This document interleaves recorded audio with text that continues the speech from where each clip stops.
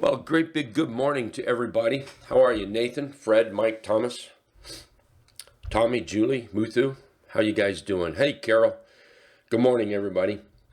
Hey, I want to point this out again today.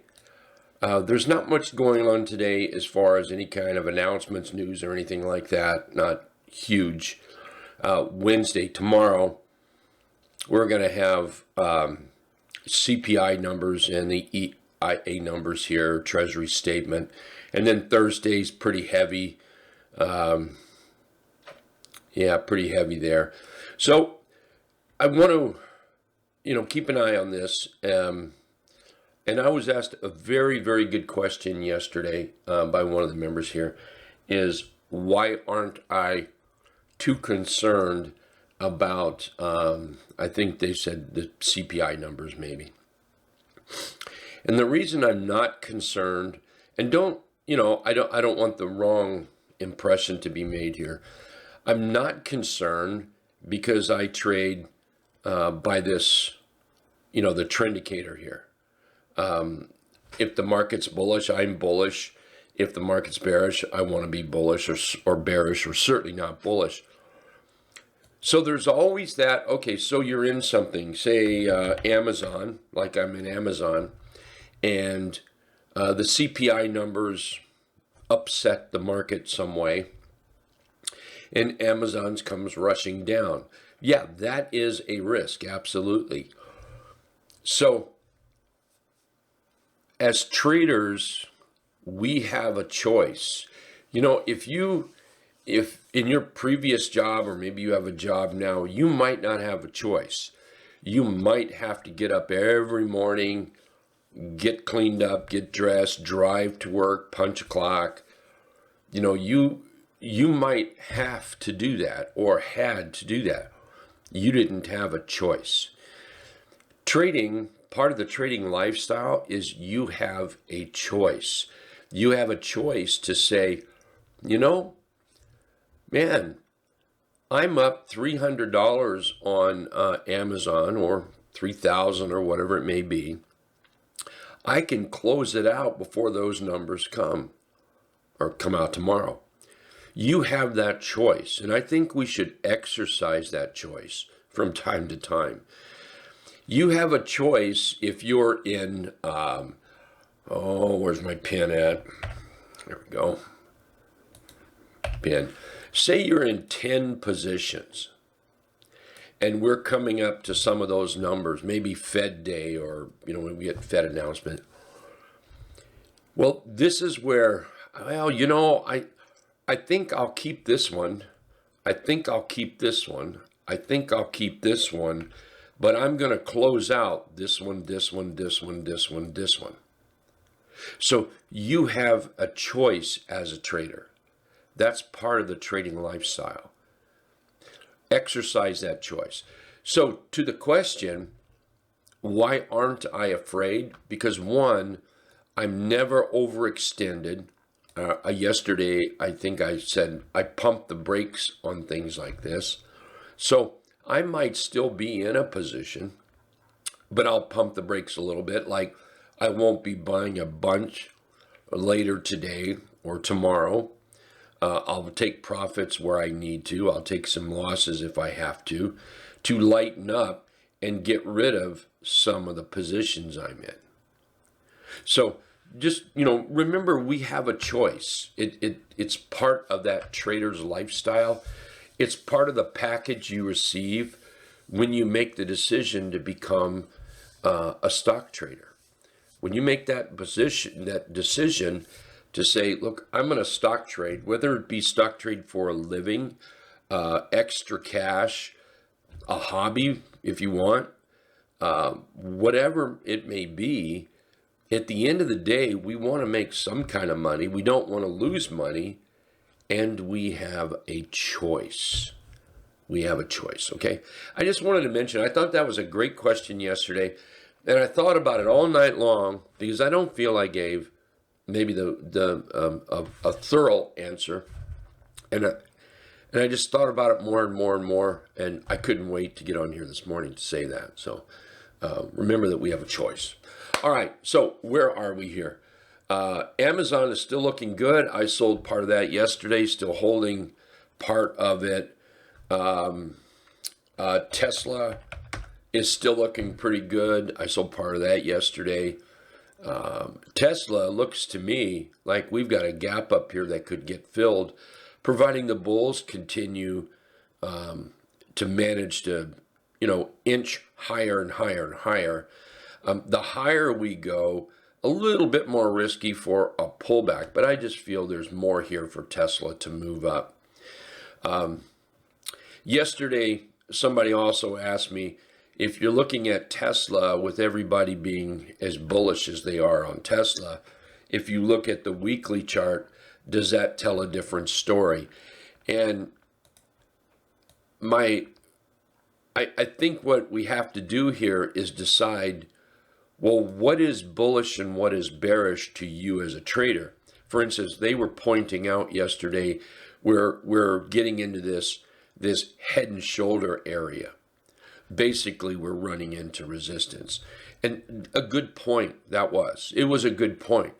But you have to consider, could we get right to the top of that head and shoulder, right into that area, which I guess depending on who you're talking to, might be where you put that line right in there. But from here to here, that remains bullish, very bullish. So absolutely, it may come up here and fail, and then boom, we get maybe real bearish on Tesla. Very, very possible. One, just because it's a head and shoulders doesn't mean it's going to fail. Two, just because there's resistance up there doesn't mean it's going to fail. I don't want anyone to think they don't, okay? They do. But it doesn't guarantee they are. So, I think the thing to do is watch that, recognize it's there, put a line up there, write a note up there. You can see right in there. It's a good spot. Write a note, put a line in there. Keep yourself warned. Keep an eye on price action. And as long as the price action continues to act reasonably good, and it's okay to have, a little bit of a pullback even. But overall, if the price action continues to act good, then let it work. Work up towards your target. Some candles that I would be very nervous with, and even intraday candles, if, the 60-minute or 3-bar chart, if we put something in there with a wick on it like that, that would concern me. If we came up and, we had a bullish candle and we put a bearish engulf in there, that would concern me.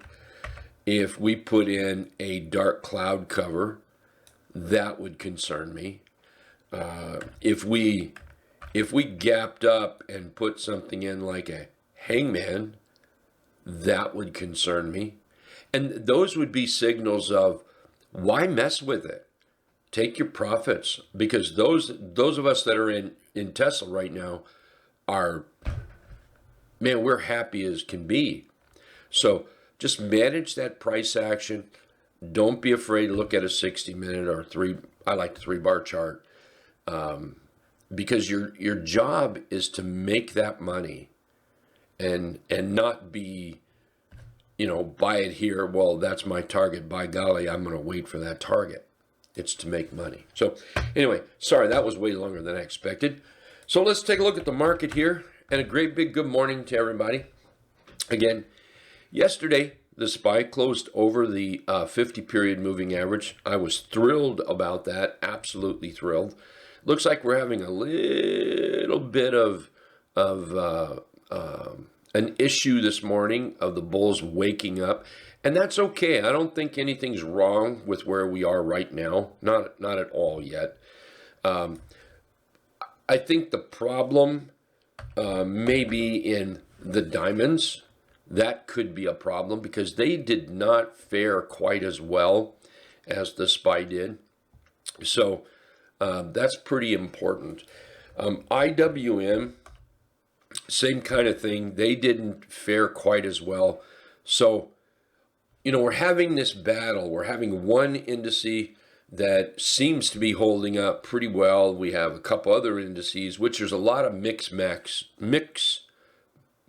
of charts on all the indices. There's going to be some companies that's on all of them, and so it kind of, we just have to kind of watch what happens here, and it's important to have the majority working with you, whether you're short or whether you're long. And right now, I think we have that mix where it's working for us or against us. FNGU is working for us. Now, this one carries a big stick. That's working for us. That's good. We can look at the Qs. They're going to be pretty much the same. And that's working for us. Here's something working against us, and that's the T2123. That's working against us. The 15-minute is pushing down. The hourly is still pushing down.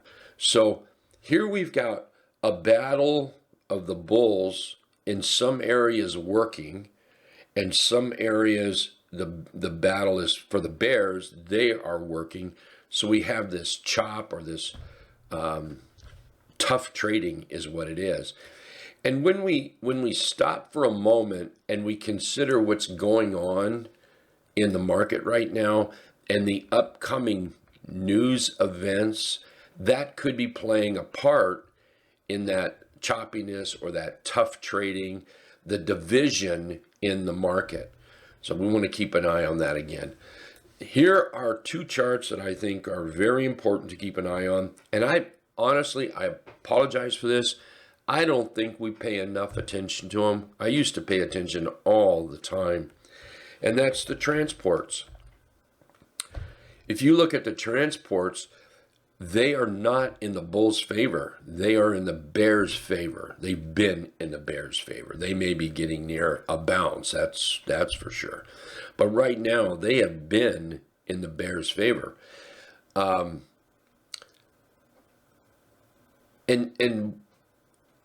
Here's the power of tech.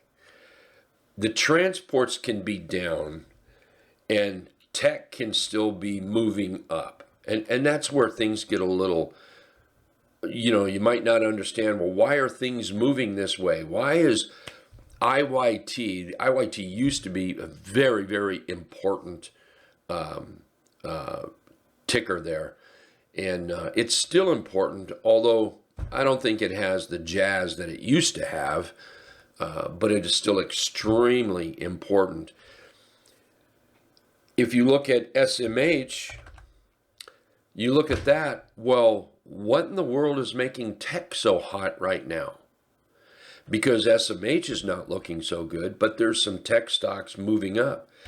It's part of this new world, the new world of AI. It's part of, a handful, and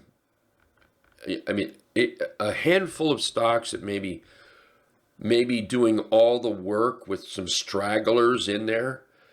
Now, I don't mind that. That's okay. That's not a horrible thing for me. If the market's moving up, the market's moving up. If there's a bullish trade, there's a bullish trade. If there's a bearish trade, there's a bearish trade. But understanding how everything is mixing up in the background is probably important to get a handle on what's going on. And that might help with some trading. So overall, I see a whole lot of things that are not necessarily working for the bull. But yet there's some bull still out there. I didn't mean for that to come out that way, but it kind of sounded pretty good. There's still some bull out there. Things like that Amazon, that's still working. Things like Tesla, still working. And there's others out there still working that I'm looking at. I think Google, look at that. Yesterday, I was not keen on GE. I was not. And I'm not going after it today. unless it gets over this trend line. Because I look at GE and I see a high, a failed high, currently a failed high with GE here. It does look like it's flattening out. We do have Morningstar signal in here.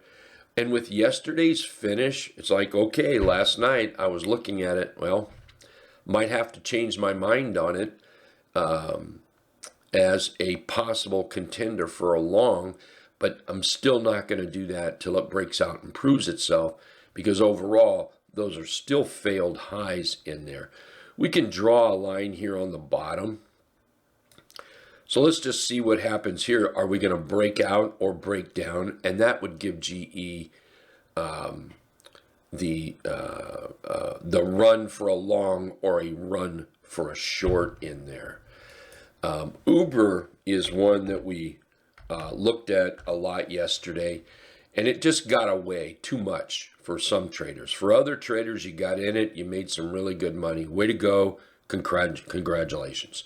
For those that missed it, holding my hand up, all we have to do is wait for a little pullback. And what I'm going to do is just be patient. And if you don't ever get the opportunity, there'll be plenty other stocks. But right now, I'm going to put a line or the box here at the trend indicator around the high. That just shows me that somewhere in this area, I might be looking for that entry. The type of entry I'm going to look for, pretty simple, closer to the T-line or a 3/8 trap below the highest high in the past 5 days, which it's doing that right now.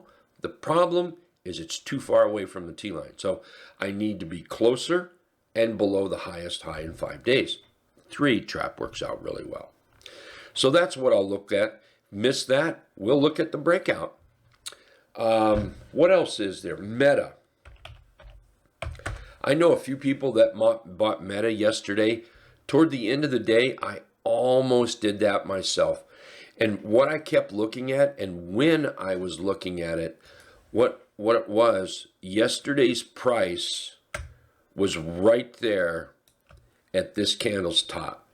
And I thought, I'm not going to do it because that's ripe for a little bit of a pullback.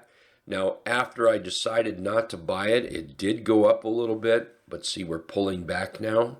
So I may get that opportunity to buy some Meta. Let's put the buy box around there. So I'm going to put it around yesterday's candle, come down to the trend indicator, because that's my buy area. Now, to dial that in a little tighter, I would prefer to buy closer to those two moving averages, the T-line and the trend indicator. So give it a couple of days and it just might come down and move closer. Because if price moves down, if price starts moving down a little bit, what's going to happen is the T-line will continue to climb, okay? If price moves down, the T-line will continue to climb. That will always happen as long as price is above the T-line. If price is below the T-line, it's just the opposite, okay? T-line is always chasing price, always.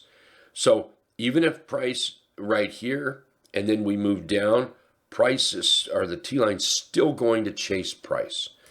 So what happens is we have this meeting area